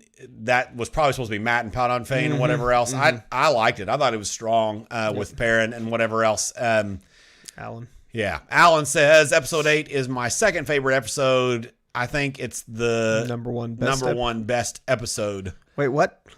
I don't know. Sorry, confused. Alan. Alan, are you confused? Is it your favorite, or is it the penultimate? Mr. Chewie said you could clearly see all the issues the show faced in episode 8. Particularly, this was not the episode it was meant to be. Particularly with Bonnie Harris leaving. Still almost enjoyed it overall. certainly true. Definitely. It might have. It's kind of like wanting the George Lucas cut or the whatever thing and the whatever or the Ryan Johnson ending or whatever else, and we'll never know, but it probably. You're probably right. Probably 100% true. Mm-hmm. Let's see. Mr. Chewie says episode 8 makes you question why sisters didn't link and just melt the attacking army like the weak and untrained 5 did to destroy the Trollocs. And I've heard that point being made, and I think the thing that makes me personally okay with that is that they added the non-book thing. In the books, you can't be burned out by being a part of a link. If I remember right, I think the one controlling it could. But or something, I don't remember.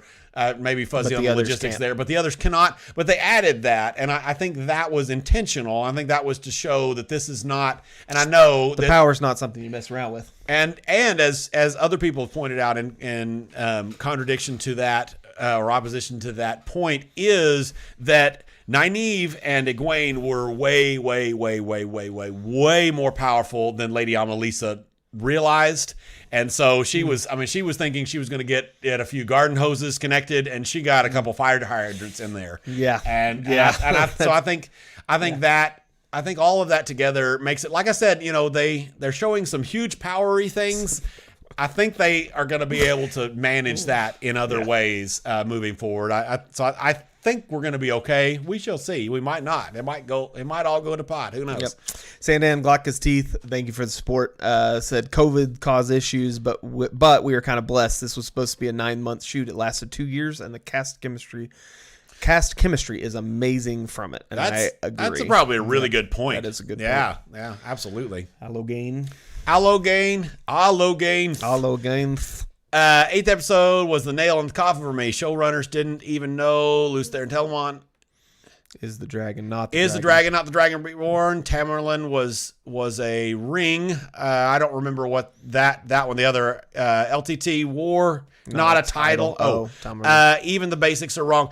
And I've heard other people say that, I don't know that I've ever actually talked about it on camera before, but we get to feel wherever we are. I am a huge fan of the Chronicles of Narnia, big fan, and a lot of that has to do with my Christian and roots and background and choices and things, and whatever else. And I really like that series, and a lot of people were really excited about those adaptations, and a lot of people say those adaptations were really good. These newer ones, is it 20th Century Fox that made them? Yeah.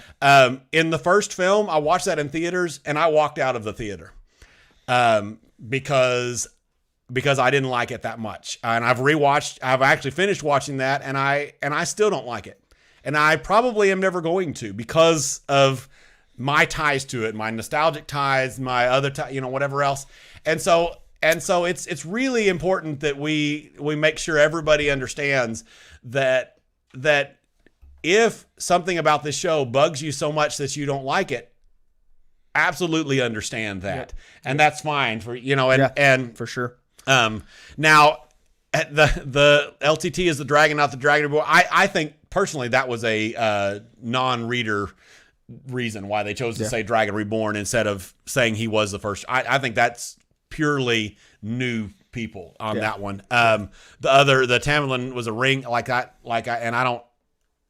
think that was like, I don't know why that's a big deal. I mean, that's fine. But it's your opinion. So and you're totally okay and valid in that opinion.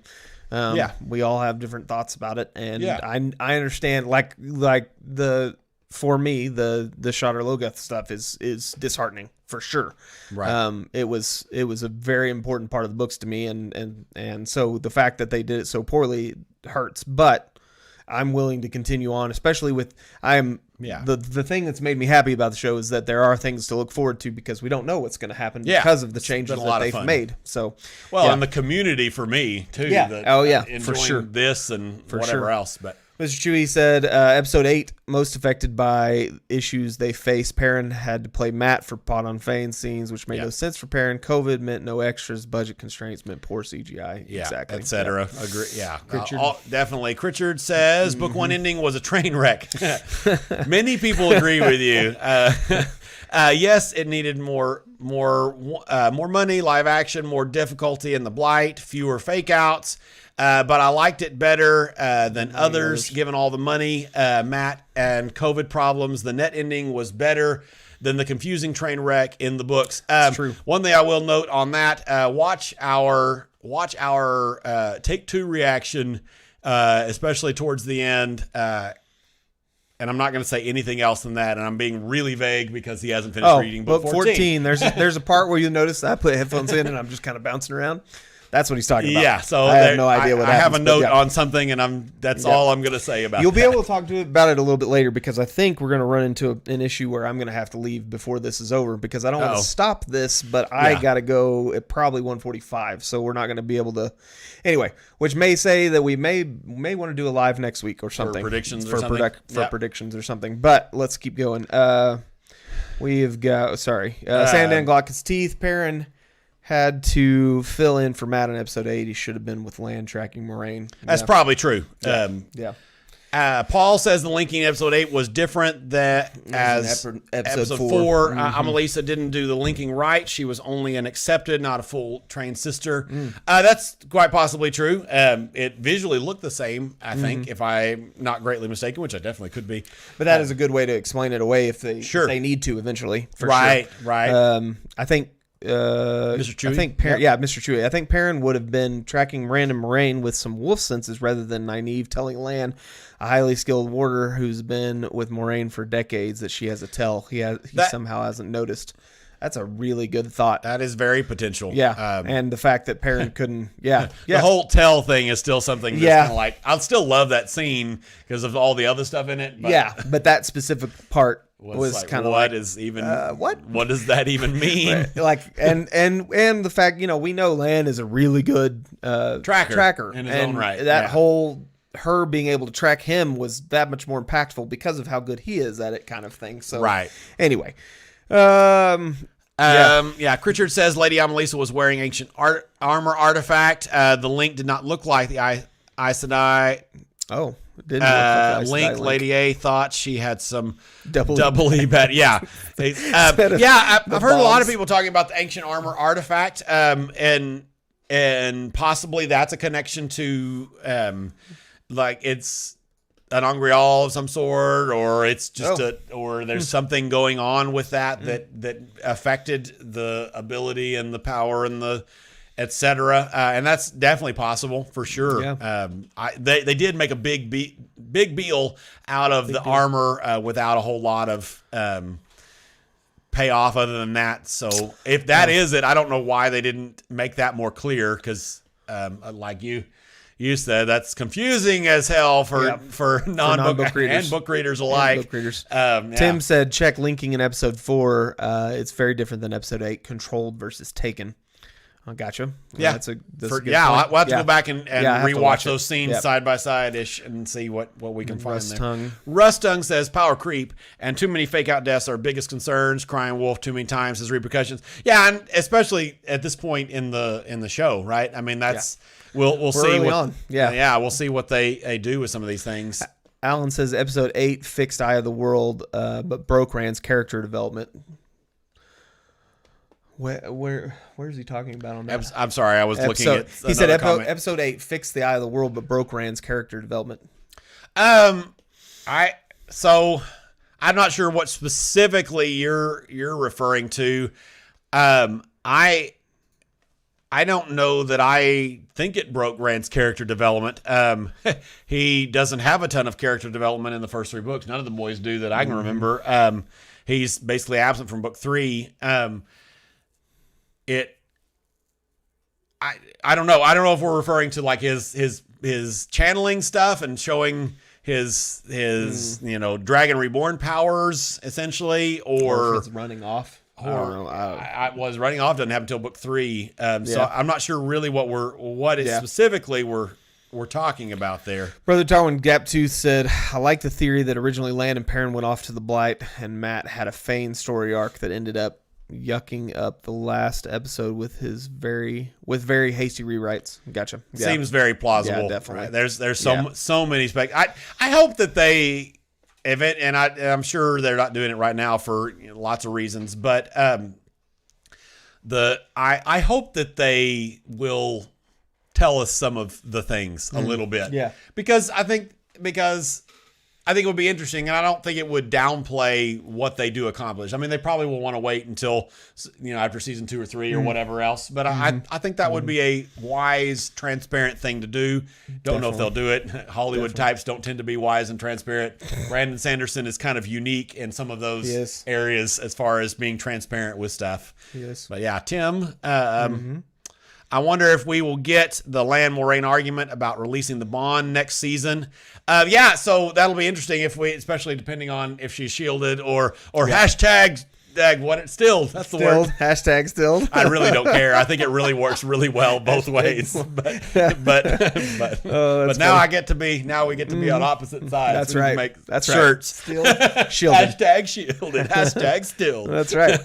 We should make shirts for that. We are going to do at some point, definitely getting ready for season 2. We're going to do some merch for sure if we don't do it before then. So be on the lookout for that. Should have done it already. But, hindsight. Time.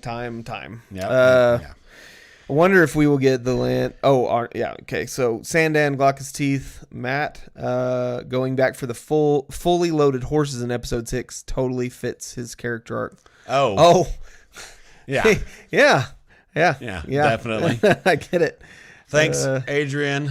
Thanks. Yeah, thanks, Adrian. About loving this channel. Don't know if Zombie Doll, you're still on. I think this is coming from 5,000 years ago. Sadar Udham is the best movie of 2021 comparable to Schindler's List. I'm assuming that's an Indian film. Yeah. And one of which in our long and growing list of Indian films we're liable to check out at some point. If you're just checking out our Wheel of Time stuff, you should definitely look at our Minal Murali trailer reaction and whatever else. Because if subtitles are okay with you, it's really good, and it's on Netflix.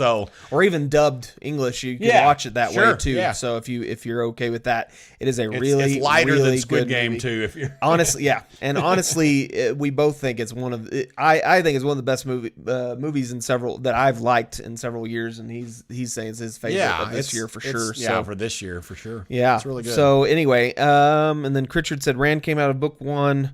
As Superman clearly established, now we can wait for major power displays year later. Yeah, yep, I agree with that. Absolutely. Yep. Well, and the way it's done in book, we get this Superman moment, and then nothing. We don't hardly get anything of it exactly for like forever, which I think would be, detrimental as in a show setting. To see this big thing and then be like, and then we go through another season or 2 before we see anything happening. For sure. Yeah, so I think at this point in the time frame, I think we're gonna probably need to do a second live with season 2 predictions Next week, That's a good thought. I think. And keep all your thoughts on predictions. We have several. We can get those together and even more thought out for a week. If you haven't yet. I pinned in the by Mischief comment the Discord server. It is finally done. So if you didn't know that, you're on now. We have our own Discord server, and you should get on there. It's pretty simple at this point, but basically get in there, read the rules. We have more plans. Yeah, there's lots of plans going forward, but read the rules. Scroll down. There's a blue check mark reaction roll, and you just click on that to get the roll so that you can see all the channels or most of them. And then if you are a book reader, go to the rolls page, and you can click on a reaction roll there to get even more. Basically, we have two. We have, as far as Wheel of Time is concerned, we have like an orange arrow kind of basically saying show spoilers are in those channels.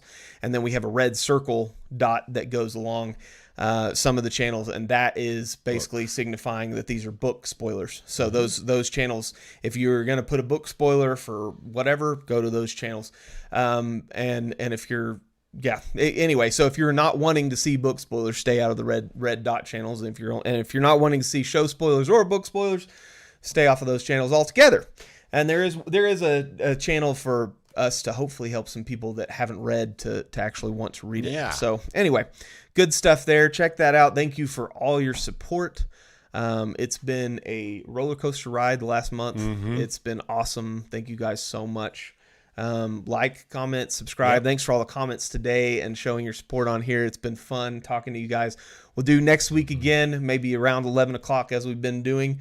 And we'll do a season 2 predictions video. So you guys have a wonderful Saturday afternoon. Happy New Year's and have a blessed week. Thanks. Yep. Bye. Bye-bye.